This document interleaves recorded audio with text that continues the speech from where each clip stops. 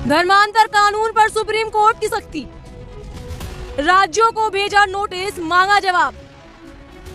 क्या धार्मिक आजादी अभी भी सुरक्षित है भारत में? भारत में धर्मांतर विरोधी कानूनों को लेकर सुप्रीम कोर्ट ने नई दिशा दी है। देश के कई राज्यों में लागू हुए कानून लंबे समय से विवादों में है, क्योंकि ये सिर्फ कानून की भाषा नहीं बल्कि राजनीतिक और सामाजिक आरोप प्रत्यारोप का मार्ग बन चुके हैं। अब टॉप कोर्ट ने राज्य सरकारों से 4 हफ्तों में जवाब मांगा है और याचिकाओं की सुनवाई 6 हफ्ते बाद होगी। कानून पर फिलहाल कोई अंतरिम रोक नहीं लगी है, लेकिन ये मामला सिर्फ न्यायालयीन लड़ाई नहीं है। यह समाज के नागरिक अधिकारों, धार्मिक स्वतंत्रता और न्याय व्यवस्था की संवेदनशीलता की परीक्षा है। सुप्रीम कोर्ट ने मंगलवार को उत्तर प्रदेश, मध्य प्रदेश, हिमाचल प्रदेश, उत्तराखंड, छत्तीसगढ़, गुजरात, हरियाणा, झारखंड और कर्नाटका सहित उन राज्यों को नोटिस भेजा है जहां धर्मांतर विरोधी कानून लागू है। ये वो राज्य हैं जहां राजनीतिक दलों की झुकावें इस विषय पर अक्सर स्पष्ट दिखी हैं। समस्त को प्रभु जीशु ख्रीष्ण मधुमय नाम मोर आंतरिक नमस्कार। आज वीडियो ख्रीष्टियान लोक निमंते एक गुड न्यूज माने बहुत भल खबर, किंतु ये जो वीडियो ख्रीष्टियान विरोधी मान निमंते एक विष भले माने समान को जमी लगे आमको किए तीर मारुची, आम खाइबार किए विष दे देइछि। आज वीडियो समान को सेमती लगे। आज वीडियो रे आमे आलोचना करिबा सुप्रीम कोर्ट ऑर्डर देदेला जे तुम्हें माने जेते पारुच धर्म परिवर्तन कर। विरोधी मान को यहाँ आश्चर्य है लगे कौन सतरे सुप्रीम कोर्ट एमती ऑर्डर दे देइछि धर्म परिवर्तन कर बोली। मोर कहिबार कथा होछि सुप्रीम कोर्ट माने गोटे नियम बाहर करिछि, नुआ नियम आमर ख्रीष्टियान लोक मान निमंते ता होछि बहुत जरूरी अटे। जे कौन सी व्यक्ति हो निजर धर्म प्रचार करि परिबो। आ धर्म प्रचार करिबा कौन से रूप रे धर्म परिवर्तन नुहे। जदि आपण कौन सी धर्म प्रचार करुचंती, जे आपण ख्रीष्टियान हुंतु, बुद्धिस्ट हुंतु, हिंदू हुंतु, जे भी हुंतु, जदि आपण निजर धर्म को प्रचार करुचंती आ सेटा धर्म परिवर्तन नुहे। आउ एई कथाटा मु कहू नहीं, एटा सुप्रीम कोर्ट एटा कहूछि धर्म परिवर्तन बिल्कुल भी नुहे। तबे आपण धर्म प्रचार करंतु, कारण जदि धर्म प्रचार करने समय जदि कि आमको बाधा दौची कि जदि कि आमको धमक दौची प्रचार करिबारु जदि कि आमको अटकाउची, तेबे यह प्रमाणित होची जे सुप्रीम कोर्टर नियम अनुसार जे आमर जो अधिकार रही अछि संवैधानिक अधिकार माने ता उपरे बाधा सृष्टि करा होची। सेथिबे कौनसी व्यक्ति होना कहीं जे कौनसी व्यक्ति निजर धर्म को प्रचार करि परिबे, निजर धर्म को प्रसार करि परिबे। आ एटा कौन सी भाव में भूल नुहे, एटा कौन से रूप में भूल निष्पत्ति नुहे।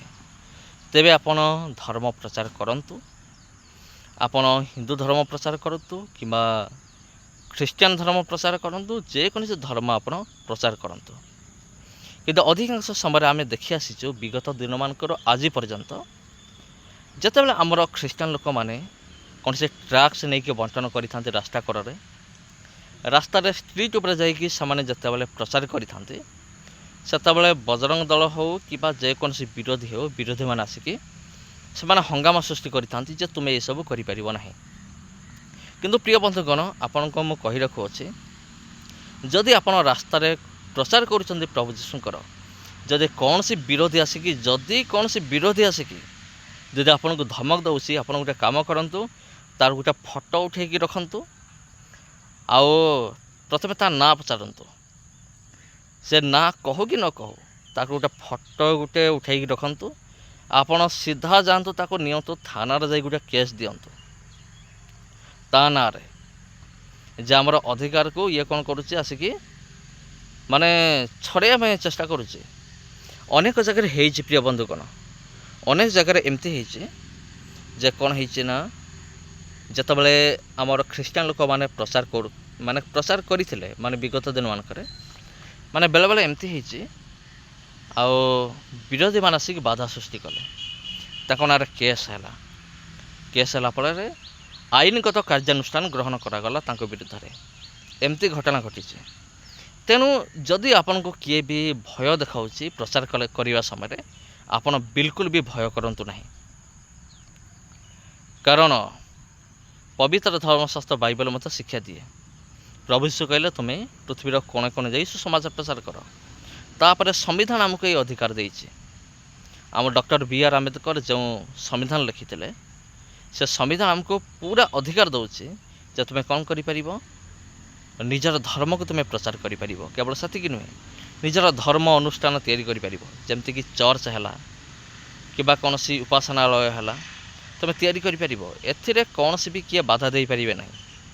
जदि किए बाधा दौची चर्च तैयारी करिबारे जाइकी सीधा केस करंतु ता ना एटा मु कहूनी आज्ञा, एटा अच्छी आईन अच्छी आटा आम भारतर संविधान आमको अधिकार देइछि।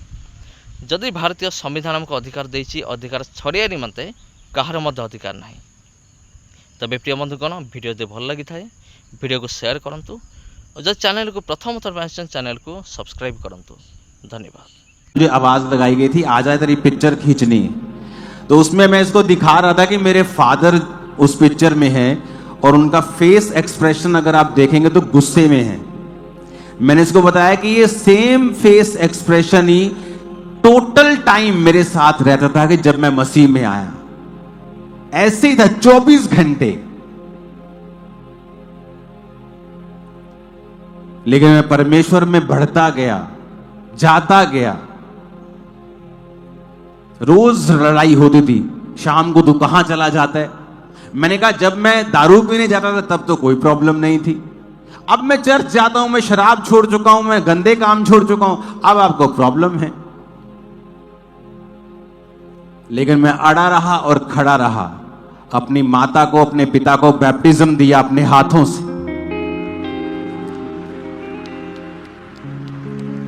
मेरी पूरी फैमिली ने ऑलमोस्ट मेरे हाथों से बपतिस्मा लिया है।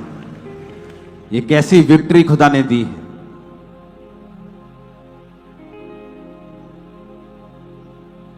क्योंकि आप अगर परवाह नहीं करेंगे, हर रोज कलेश सहना आसान नहीं है, बिना किसी कमी के कि आप सुबह 5 बजे तक काम कर रहे हैं, शाम के 5 बजे तक काम कर रहे हैं, आपकी फैमिली और चाहती है आप काम करें क्योंकि काम ज्यादा है, बिजनेस बहुत बड़ा था, लेकिन मुझे शाम को चर्च में जाना है 5 बजे के बाद।